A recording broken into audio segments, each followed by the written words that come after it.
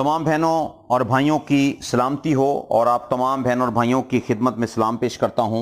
आइए खुदा के कलाम पर गौर करें। रोमियो 8वां बाब और उसकी 32वीं आयत पर गौर करेंगे आज हम और पढ़ेंगे।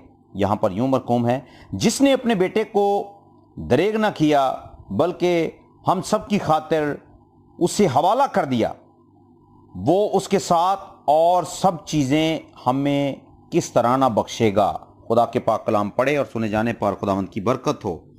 मेरे चीज़ों, खुदावंद का शुक्र हो कि खुदावंद ने हमें ये शर्फ बख्शा है कि हम उसके हजूर दलेरी से आएं और आकर उसके नाम को इज्जत और जलाल दें।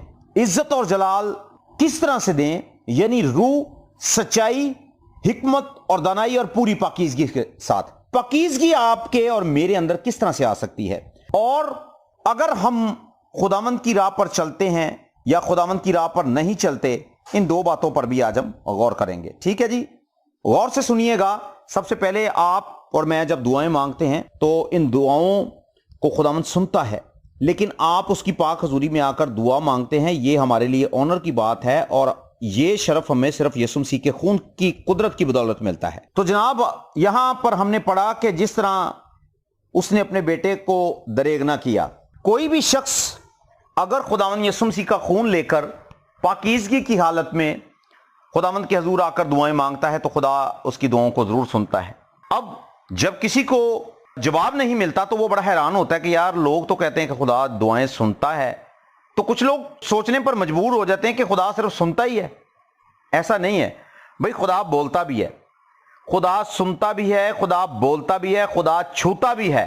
ठीक है जी, इन बातों पर पहले गौर कर लीजिए। अब क्योंकि हमारी हालत क्या ऐसी है जिसमें हमारी दुआएं आलम बाला तक पहुंचें।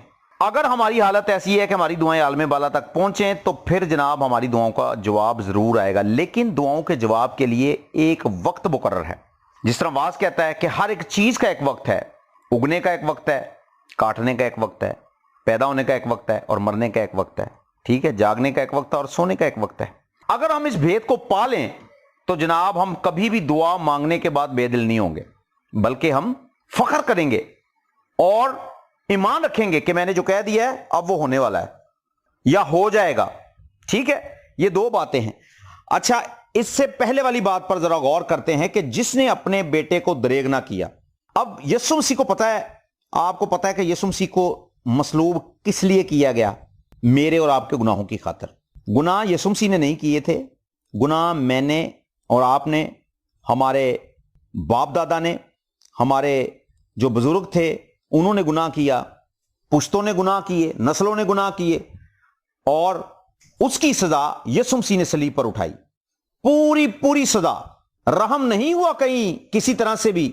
जिल्लत और रसवाई का भी सामना करना पड़ा यीशु मसीह को, बेहयाई का सामना भी करना पड़ा यीशु मसीह को। लोगों ने यीशु मसीह को नंगा कर दिया और गाली गलोच, इसके अलावा उसके मुंह पर थूका जाना, उसकी पसली में भाला मारा जाना और उसको हर तरह से अजियत दिया जाना।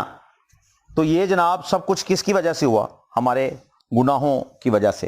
तो हमने कभी सलीब के कफारे पर गौर किया है कि जो काम हमारे लिए सलीब पर हुआ है, हम उस काम के मुआफिक भी इस जमीन पर चल रहे हैं कि नहीं? ये एक क्वेश्चन है। ये क्वेश्चन मेरा अपने आप से भी है, तो ये क्वेश्चन आपसे भी है। यीशु मसीह ने कहा तुम दुनिया के नूर हो, तो क्या हमारी वजह से रोशनी फैल रही है या अंधेरा हो रहा है? यीशु मसीह ने कहा कि तुम दुनिया के नमक हो, तो हमारी वजह से दुनिया के टेस्ट में कोई फायदा हो रहा है या दुनिया जो हमें चखती है तो वो अपना मुंह बिगाड़ती है इस तरह से कि जैसे किसी बेमजा चीज को चख लिया जाए या किसी कड़वाहट को चख लिया जाए। ये किरदार और अमल की बात की जा रही है। यीशु मसीह इस बात की तरफ इशारा दे रहे हैं कि तुम्हारी वजह से बदियां दूर होंगी, गुनाह की तारीकी तुम्हारी वजह से दूर होगी। जहां तुम जाओगे वहां पर रोशनी होगी, जहां पर तुम जाओगे वहां पर जनाब बरकत होगी और जो तुम बोलोगे वो असर लाएगा। अब होता यह है कि हम सिर्फ दुआएं दुआएं दुआएं दुआएं करते चले जाते हैं, लेकिन अपने किरदार पर गौर नहीं करते। सलीब पर दुनिया की सबसे बड़ी और भारी कीमत चुकाई गई है। आप समझते हैं ना? इस सलीब पर दुनिया की सबसे बड़ी कीमत चुकाई गई है। और वो जनाब यीशु मसीह ये नहीं देखता कि आप कितने काबिल हैं, आप कितने खूबसूरत हैं, आप कितने जवान हैं, आपके पास पैसा कितना है। تب میں آپ کی دعاؤں کو سنتا. یسوع مسیح ان چیزوں کو نہیں دیکھتا بلکہ وہ اپنی طرف دیکھتا ہے کہ وہ کون ہے. رحیم، قادر مطلق، عظیم، پیار کرنے والا اور گرے ہوں کو تھامنے والا. جب ان باتوں پر آپ غور کریں گے آپ پر امید ہو جائیں گے، کبھی بھی آپ شکست والی زندگی نہیں گزاریں گے. اب جب یہ حوالہ ہم پڑھتے ہیں کہ جس نے اپنے بیٹے کو ہی دریغ نہ کیا اور آپ کو پتا پوری سزا ملی. آج ہم جناب چرچ میں جاتے ہیں، دعا کرتے ہیں، چرچ سے نکلتے ہی ہم جناب سگریٹ، پان، نسوار رکھنا شروع کر دیتے ہیں. ہم یہ نہیں جانتے کہ ہم کر کے کیا آئے ہیں. ہم نے برکت مانگی ہے، برکت قائم کس طرح سے رہے گی ہمیں پتہ ہی نہیں ہے. ادھر جناب ہم نے چھوٹی سی دعا کی، ادھر 3 گھنٹے کی لڑائی کی اور پھر گالی گلوچ، بکواس اور فضول باتیں اور ہر طرح کا نشہ، ہر طرح کی بدکاری، ہر طرح کی چوری، ہر طرح کی عیب جوئی، بڑبڑانا، کڑکڑانا، چڑچڑانا اور اپنے وقت کو ضائع کرنا. آپ نے غور کیا کبھی کہ ہم سب کو ان باتوں کا حساب دینا پڑے گا. آپ جتنا وقت ضائع کر رہے ہیں نا، آپ اتنا ہی زیادہ اپنے آپ کو عدالت کے کٹہرے میں لے کر آ رہے ہیں جہاں پر آپ کے لیے سختی کی باتیں جاری ہونے والی ہیں. آپ بے حسی کی زندگی گزار رہے ہیں. میں نے اور آپ نے کیا سیکھ لیا کہ صرف دعا کرنی ہو، خداوند میرے بیٹے کو برکت دے دے، میری بیٹی کو برکت دے دے، وہ کر دے، یہ کر دے. ہم کس طرح کے اس کے بیٹے اور بیٹیاں ہیں؟ ہمیں تو نور ہونا چاہیے تھا، ہمیں تو جناب دنیا کی تاریکی کو دور کرنا چاہیے تھا. ہم اپنی نجاست کے سمیت ہی آ کر خداوند کے حضور دعائیں مانگنا شروع کر دیتے ہیں، اور دعائیں بھی وہ جن کا آسمان کی بادشاہی کے ساتھ تعلق ہی کوئی نہیں، روحانی ترقی کے ساتھ تعلق ہی کوئی نہیں، جسمانی برکت کے ساتھ تعلق ہی کوئی نہیں. صرف اور صرف لالچ، بے حسی، خود غرضی. ہم نے دیکھا کہ ماں بچے کو کچھ نہیں سکھا رہی. ماں کیسے سکھائے گی بھی؟ جب ماں سیکھے گی تو ماں بچے کو کچھ سکھائے گی نا. آج کی مائیں، آج کے باپ اس قدر خداوند سے دور ہیں کہ جناب انہیں اپنے کاموں سے فرصت نہیں ملتی، اور وہ کس طرح سے اپنے بچوں کو خداوند کے گھر میں لے کر جائیں گے یا ان کی تربیت یا ان کی پرورش کریں گے. خدا کے کلام میں لکھا کہ ماں تربیت کرے اور باپ نصیحت کرے. باپ نصیحت کب کرے گا؟ جب وہ اپنے ہاتھوں سے سگریٹ کو خود توڑے گا. 2 انگلیوں میں سگریٹ پکڑ کے کش لگا کے وہ پادری کو کہہ رہا تھا، اسی تو کہنے ہیں بھائی بچے خدا دی رات جان، اسی تے آپ دی زندگی برباد کر لئیے. تجھے یہ نہیں پتا میرے بھائی کہ تیری بربادی کا انجام تیری اولاد بھگتے گی. خدا کے کلام نے نہیں لکھا کہ میں تیری بدکاری کی سزا، تیرے گناہوں کی سزا. اب یہ جو کچھ ہم کر رہے ہیں زمین پر، چاہے وہ ہم شہوت پرستی کر رہے ہیں، چاہے ہم ناپاکی کی باتوں کو سوچ رہے ہیں، چاہے ہم گناہ کر رہے ہیں، چاہے ہم بے معنیاں کر رہے ہیں، یا ہم چوریاں کر رہے ہیں، یا ہم ماں باپ کی نافرمانی، یہ سب گناہ ہیں.